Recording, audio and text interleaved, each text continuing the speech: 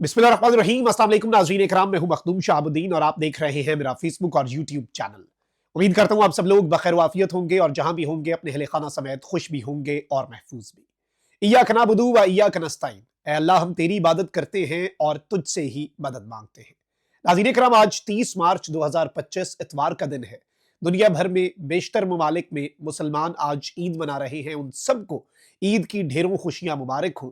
पाकिस्तान में जो लोग हैं वो इस बाबरकत महीने की रहमतें जितनी समेट सकते हैं जाते जाते जरूर समेटें और पाकिस्तान को भी अपनी दुआओं में याद रखें। तीन बड़ी आम तरीन डेवलपमेंट्स हैं जिन पर हमने बात करनी है। नाज़रीन इकराम, एक जानिब तो आपको मालूम है कि इस वक्त चर्चा है, बातचीत हो रही है, अमेरिका से 5 लोग आए पाकिस्तान और उन्होंने पाकिस्तान के मिलिट्री लीडरशिप के साथ मुलाकात की। उस मुलाकात में उन्हें कुछ अश्योरेंसेस दी गई, उन्हें कहा गया कि कुछ चीज़ों को टोन डाउन करें और मामलात जो हैं वो इमरान खान साहब के लिए ठीक हो सकते हैं।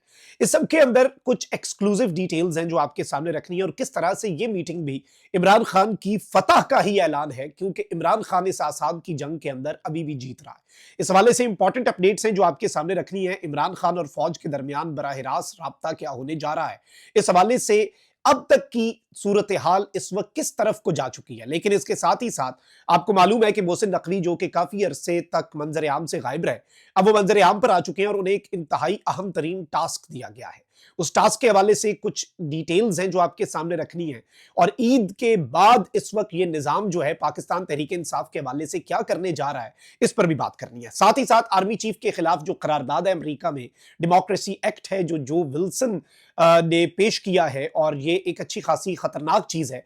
इस पर नून लीग जो है उसका बड़ा मुतालबा भी सामने आ गया है और ड्रोन हमले का मामला जो है उस पर भी पाकिस्तान तहरीक इंसाफ के अंदर जो इख्तलाफात हैं। अब ये ड्रोन हमले के हवाले से मेरे पास कुछ चौंका देने वाले इंकशाफात और डिटेल्स हैं जो आपके सामने रखनी है। खबरें ज्यादा एक एक करके सारी डिस्कस कर लेते हैं। सबसे पहले नाज़रीन इकराम, एक चीज आप समझे कि जो खबर आ रही है कि जी अमेरिका से कुछ बड़े इन्फ्लुएंशियल पाकिस्तानीज जो हैं उन्हें पाकिस्तान बुलाया गया, पाकिस्तान के मिलिट्री एस्टैब्लिशमेंट ने उनके साथ मीटिंग की, अहम तरीन मुलाकात हुई। उस मुलाकात के बाद अब ऑब्वियसली कुछ तनकीद हो रही है, सब कुछ हो रहा है। उस मुलाकात के अंदर बेसिकली ये कहा गया कि आप अपना बयानिया टोन डाउन करें, अमेरिका में मामला ठीक करें, इमरान खान साहब की रिहाई भी होगी, सब अच्छा हो जाएगा, ऑल इज वेल। लेकिन ऑब्वियसली साथ ही साथ हम ये भी देख रहे हैं कि क्रैकडाउन भी चल रहा है और कॉन्फिडेंस बिल्डिंग मेयर्स जो हैं उनमें से कोई एक काम अगर हो जाता ना, कॉन्फिडेंस बिल्डिंग, खान साहब से मुलाकातें नहीं हो रही तो मतलब हम कहें कि रिहाई हो जाएगी। लेकिन इससे एक चीज समझ ये आती है कि इंटरनेशनली जो प्रेशर बिल्ड हो रहा है वो मैटर कर रहा है। देखिए, मुलाकात के लिए बुलवाया, मुलाकात की, बातें समझाई, कन्विंस करने की कोशिश की, इसका क्या मतलब है? आप इस तरह से मुलाकात तभी करते हैं, आप डील सामने तभी रखते हैं, आप ऑफर तभी करते हैं, आप बॉदर तभी होते हैं जब वो चीज आपको मैटर कर रही हो, आपके लिए माने रखती हो और उसका असर हो, उसका इंपैक्ट हो। तो इस वक्त एक चीज जो हमें समझ आ रही है ना ओवरऑल, वो ये है कि ये डेमोक्रेसी एक्ट जो है जो कि ऑब्वियसली पाकिस्तान की मिलिट्री लीडरशिप को डायरेक्ट टारगेट कर रहा है और पाकिस्तान के अंदर जो जमहूरियत की पामाली है उसके हवाले से अमेरिका के अंदर जो विल्सन जो है उसने ये तहरीर किया और उसने पेश किया, इसके हवाले से चीजें बहुत खतरनाक रुख इख्तियार करेंगी for the system, for the establishment, क्योंकि इसमें डायरेक्ट पाबंदियों का मुतालबा भी है, नाम लेकर जो मिलिट्री लीडरशिप के लोग हैं उनके हवाले से भी चीजें हैं। तो ये जो विल्सन वाला एक्ट है ये भी, और दीगर जो इंटरनेशनल प्रेशर इस वक्त पाकिस्तान तहरीक इंसाफ मुख्तलिफ तरीके से ओवरसीज पाकिस्तानीज और एक लॉबिंग और सोशल मीडिया के जरिए बिल्डअप हो रहा है ना, वो प्रेशर इस वक्त मैटर कर रहा है, वो प्रेशर इस वक्त असर अपना दिखा रहा है। जारी बात है उसी के सद्देबाब के लिए फिर मीटिंग्स भी हो रही हैं, लोगों को कन्विंस भी किया जा रहा है और मुख्तलिफ तरीके अपनाए जा रहे हैं। तो इससे एक चीज तो कम से कम स्टैब्लिश हो गई ना, ऑल्दो इससे बहुत से लोग कह रहे हैं कि जी डिवाइड करने की कोशिश, सब कुछ सेकेंडरी। एक चीज तो समझ लगती है ना इससे कि कम से कम ये मैटर करता है और इसका इंपैक्ट है। दूसरी इंपॉर्टेंट चीज ये है कि एक तरफ ये बातें की जा रही है, उन्हें कहा जा रहा है कि जी आप अपनी चीजों को टोन डाउन करें, वहीं दूसरी जानिब इस वक्त यह है कि मोहसिन नकवी साहब जो हैं उन्हें वापस बुलाया गया है। वो मंजर आम से गायब रहे, यूएई में थे या अरब ममालिक में से किसी मुल्क में थे, तबीयत भी उनकी खराब थी। कौमी सलामती के पार्लिमानी कमेटी के इजलास में भी नहीं वजीर दाखिला आया, दहशत गर्दी इतना सीरियस मसला है लेकिन नहीं आया। लेकिन अब मोहसिन नकवी साहब जो है उन्हें टास्क दे दिया गया और टास्क जो है वो पाकिस्तान तहरीक इंसाफ के सोशल मीडिया को क्रश करने का है। इस वक्त एक बदतरीन किस्म का क्रैकडाउन जो है वो इस वक्त प्लान कर लिया गया है और ये जो क्रैकडाउन है है ये पाकिस्तान तहरीक-ए-इंसाफ के मुख्तलिफ अज़ला, मुख्तलिफ शहरों के अंदर कारकुनान की लिस्टें बनाकर जो सोशल मीडिया पर इमरान खान साहब का बयानिया बनाते हैं, जो सोशल मीडिया पर अपनी राय का इज़हार करते हैं या सोशल मीडिया पर इमरान खान साहब को इन वन वे और एन अदर सपोर्ट करते हैं, उन लोगों को बेसिकली टारगेट करने के लिए ये कानून साजी जो पहले पीका की गई, उसके तहत भी बंदे उठाए जाएंगे और एक आप कह लें कि रूथलेस और एग्रेसिव किस्म का क्रैकडाउन जो है वो इस वक्त प्लान किया गया है। इसके अंदर ये भी इतलात हैं कि जर्नलिस्ट जो हैं उन्हें भी निशाना बनाया जाएगा और कुछ मेन स्ट्रीम जर्नलिस्ट ऑब्वियसली जिनके हवाले से सिस्टम उनसे खौफजदा है, सिस्टम को एतराज है कि जी नहीं जी इनकी बात जो है वो बड़ी प्रॉब्लमैटिक है, इन्हें उठाया जाना चाहिए, इन्हें बंद कर देना चाहिए। जैसे अभी हमने देखा रिसेंट दिनों के अंदर भी पीका के तहत जो रफ्तार है उसके फरहान मलिक को उठा लिया गया, फिर और भी कुछ जर्नलिस्ट जो हैं उनके ऊपर क्रैकडाउन किया गया, लेकिन ये क्रैकडाउन उस तरह का नहीं होगा, ये तो और चीजों के ऊपर हो रहा है। अब जो मामलात हैं वो पाकिस्तान तहरीक इंसाफ और इमरान खान साहब के बयानिए को क्रश करने के लिए ये सब कुछ किया जा रहा है और ऑब्वियसली ये एक बहुत बड़ा कंसर्न भी है, एक बहुत बड़ी तशवीशनाक डेवलपमेंट भी है। लेकिन मोहसिन नकवी साहब जो हैं वो इन एक्शन है और उन्हें ये टास्क दे दिया गया है। अब मैं ये समझता हूं कि एक जानिब आप अगर ओवरसीज पाकिस्तानीज को बुला रहे हैं और उन्हें कन्विंस कर रहे हैं कि जी चीजें ठीक हो जाएंगी, साइमल्टेनियसली आप क्रैकडाउन जो है वो प्लान कर रहे हैं और आपके अपने टाउट साफी जो है वो कह रहे हैं कि तबाहियां फेर देंगे, रंदा फिर जाएगा, क्रैकडाउन हो जाएगा, ये हो जाएगा, Mohsin Naqvi in action, accelerator पे पांव दबा रख दिया मोहसिन नकवी ने, अब खैर नहीं पीटीआई की। तो इससे कम से कम आपकी नीयत का पता चल जाता है कि नीयत में फितूर भी है और चीजें कोई ठीक नहीं करना चाहते। ऑब्वियसली यही चीज हमारे सामने आ रही है और इसमें कोई दूसरी राय होनी भी नहीं चाहिए क्योंकि अपेरेंटली यही हमें लग रहा है। अब एक तरफ ये सारी की सारी चीजें तो वहीं दूसरी जानिब जो आर्मी चीफ के हवाले से आपको मालूम है कि एक अमेरिका में कानून साजी है और पाकिस्तान की मिलिट्री लीडरशिप के हवाले से भी, तो उसके ऊपर अब राना सनाउल्लाह साहब जो हैं उन्होंने एक स्टेटमेंट दी है और बड़ी दिलचस्प स्टेटमेंट है। कहते हैं कि पीटीआई अमेरिका से आर्मी चीफ के खिलाफ कोई कानून पास कराते हैं तो इस पर आर्मी चीफ, इदारे और हुकूमत को नफरत का सामना नहीं होगा बल्कि लोग उनके साथ खड़े होंगे।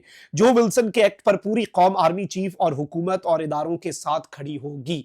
अब इससे मुझे जो चीज समझ लग रही है ना वो ये है कि गालिबन ये मेंटली रेडी कर रहे हैं कौम को कि जी ये कानून साजी हो जाएगी, क्योंकि वो पहले ही कह रहे हैं, वरना तो कह देते कि भाई कानून साजी वहां से हो ही नहीं सकती, पास ही नहीं हो सकती। गालिबन जो मीटिंग है वो भी इस कानून साजी को रुकवाने के लिए है या ऑब्वियसली इसे इंपैक्ट करने के लिए, क्योंकि इंपैक्टफुल पाकिस्तानीज जो हैं उन्हें बुलाया गया। अब सवाल यहां पर बहुत से हैं कि जी कॉन्फिडेंस बिल्डिंग मेजर के तौर पर तो बहुत से लोगों को छोड़ा जा सकता था, बहुत कुछ किया जा सकता था जिससे चीजें खुद ही टोन डाउन हो जाती, मामलात जो हैं वो खुद ही ठीक हो जाते। लेकिन अब मामला जो है वो बहुत ही एक डिफरेंट डगर पे चलेगा और चीजें जो हैं वो एक ड्रामाई रुख इख्तियार ऑलरेडी आपको मालूम है कि कर चुकी है। आगे बढ़ते हैं नाज़रीन इकराम, कुछ और डेवलपमेंट्स भी हैं। आपको मालूम है कि जो ड्रोन हमले का मामला है ना वो एक बहुत ही डिफरेंट किस्म का टर्न ले चुका है और ड्रोन हमले के ऊपर पाकिस्तान तहरीक इंसाफ की जो लीडरशिप है वो इसकी मजम्मत कर रही है। बैरिस्टर सैफ साहब जो हैं जो अनटचेबल है खैबर पख्तूनख्वा हुकूमत में और खैबर पख्तूनख्वा हुकूमत के तर्जुमान हैं, उन्होंने अगले दिन इमरान खान साहब के हवाले से भी एक स्टेटमेंट दी। बाद में उसकी तरदीद आ गई कि नहीं इस तरह की स्टेटमेंट नहीं है, लेकिन बैरिस्टर सैफ साहब जो हैं वो टस से मस अपनी जगह से नहीं हो सकते।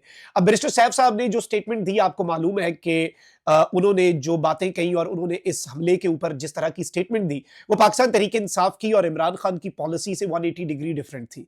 और इस सब के ऊपर अब एक तरफ तो जो सूबाई वुज़रा हैं, अपनी ही कैबिनेट के लोग जो हैं वो अपने ही हुकूमत के तर्जुमान के हवाले से तनकीद कर रहे हैं। अभी ये सूबाई वजीर हैं जी डॉक्टर अमजद, इन्होंने कहा कि बैरिस्टर सैफ गलत मालूमात देने वाला झूठा इंसान है और इन्होंने ड्रोन हमले के शोधा को मुकम्मल तौर पर ओन करने का ऐलान किया सूबाई वजीर डॉक्टर अमजद अली ने, और इन्होंने कहा कि तमाम अफराद के शनाख्ती कार्ड, तमाम अफराद की मुकम्मल शनाख्त फराहम करने का ऐलान कर दिया और कहा कि तमाम अफराद सिविलियंस थे, कोई दहशतगर्द नहीं था। अब ये जो एक नुक्ता है ना जिसमें एक सूबाई वजीर उठ के कह रहा है कि भाई इस ड्रोन हमले के अंदर तमाम सिविलियंस मारे गए और वो लोगों को मैं ओन करता हूं जो मारे गए हैं, मैं उनके आईडी कार्ड्स दूंगा, मैं सब कुछ करूंगा, ये बड़ी तशवीशनाक और एक बहुत गेम चेंजर डेवलपमेंट है। अब यहां पर मैं आपको ये बता दूं कि इस सब के अंदर सलमान अकरम राजा जो हैं उन्होंने भी कहा है कि जी पीटीआई के प्रोविंशियल मिनिस्टर डॉक्टर अमजद जो हैं उन्होंने ऑथेंटिक इंफॉर्मेशन जो है वो प्रोवाइड की है। अब पाकिस्तान तहरीक इंसाफ की पार्लियामेंट्री कमेटी जो कि कौमी असम्बली में है, पॉलिटिकल कमेटी जो कि इमरान खान साहब ने कोर कमेटी से ऊपर बनाई और कोर कमेटी, इन्होंने नाज़रीन इकराम बैरिस्टर सैफ की कल की स्टेटमेंट की मजम्मत कर दी है और इन्होंने इसके ऊपर कहा है कि हम उसकी मजम्मत करते हैं और पीटीआई ने इस हमले की भी मजम्मत कर दी है जिसमें मासूम लोगों की जाने गई हैं, ये पीटीआई का मौक़िफ़ है। यानी कि एक जानिब खैबर पख्तूनख्वा हुकूमत है, खैबर पख्तूनख्वा हुकूमत का मौक़िफ़ है, और वहीं दूसरी जानिब पाकिस्तान तहरीक-ए-इंसाफ़ का मौक़िफ़ है, जो कि डिफरेंट है, और वो अपनी ही हुकूमत के तर्जुमान के बयान की मज़म्मत कर रहे हैं, उसे रिजेक्ट कर रहे हैं और खुलकर उसे रिजेक्ट कर रहे हैं। इससे भी आप चीज़ों का इदराक कर लें, आपको चीज़ों की समझ आ जाएगी कि इस वक़्त मामलात किस तरफ को जा रहे हैं। और खैबर पख्तूनख्वा के अंदर अली अमीन गंडापुर के पास क्या कोई इख्तियार नहीं है? एक ये ऑप्शन है, दूसरा ये है कि या फिर वो मिले हुए हैं सिस्टम के साथ, और तीसरी कोई बात समझ नहीं आती। बैरिस्टर सैफ साहब जो है वो ये बात कर रहे हैं, निज़ाम कोई और बात कर रहा है, और अब जो डॉक्टर अमजद हैं, इन्होंने जो क्लेम किया है और पीटीआई ने इनके क्लेम को बैक किया है, जनरल सेक्रेटरी इस क्लेम को बैक कर रहे हैं कि जी तमाम तर लोग इनोसेंट थे, कोई दहशतगर्द नहीं मारा गया। तो ये एक नया पिंडोरा बॉक्स खुल चुका है कि फिर इस ड्रोन हमले का मकसद क्या था, और क्या ये कामयाब स्ट्राइक थी या नाकाम स्ट्राइक थी, और क्या इसमें सिर्फ कोलैटरल डैमेज हुआ या हुआ ही कोलैटरल डैमेज और कोई बंदा टारगेट नहीं हुआ। क्योंकि डॉक्टर अमजद जो है वो इस सब के अंदर बहुत बड़ा क्लेम कर रहे हैं, और ये क्लेम खैबर पख्तूनख्वा हुकूमत के तर्जुमान के क्लेम की नफी भी है। तो इससे ये मामला जो है ये पेचीदा भी हो चुका है और मामला फंस भी चुका है। मजीद फैक्ट्स आते हैं तो आपके सामने रखेंगे। अल्लाह निगहबान। पाकिस्तान जिंदाबाद।